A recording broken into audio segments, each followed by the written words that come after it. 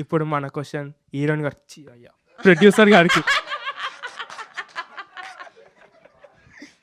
Sorry.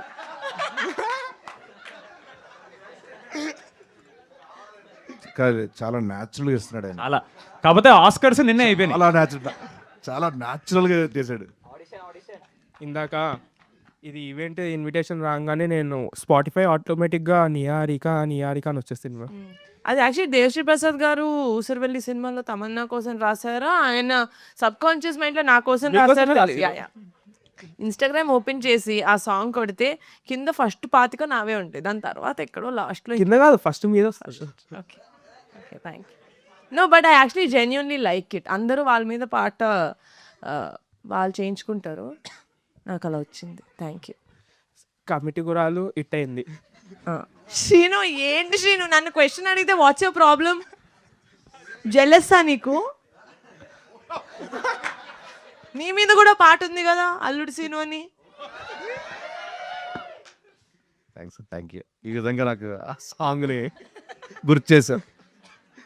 ఇది committee కురాలతో మంచి ఇటు కొట్టారు, దీంతో ఇటు కొట్టారు. అది టీజర్ చూసినప్పుడే తెలిసిపోయింది.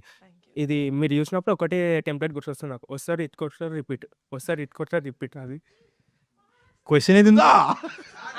ఏంటి సుధా మనోడు వేస్తూనే ఉన్నాడు సుధా.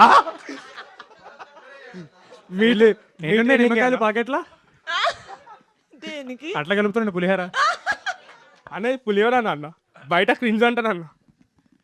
కెమెరా నీ మీద అయితే క్లోజ్ ఉంది కదా సార్. మనోడు బట్ నిలబడి థ్యాంక్ యూ.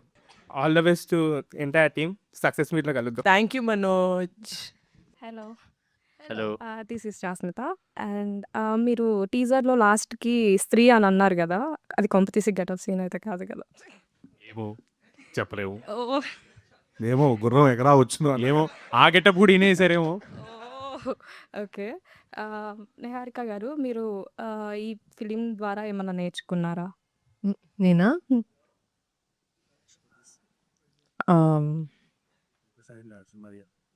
Nothing new.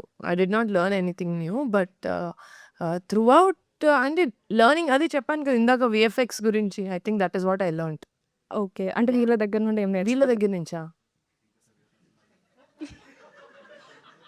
అంత అంత ఆ అంత ఎక్స్ప్రెషన్ లోనే అర్థమైంది ఆన్సర్. ఏం నేర్చుకుంటాను శ్రీను? నేను నేర్చుకోద్దని చెప్తున్నా. ఆ కామెడీ టైమింగ్.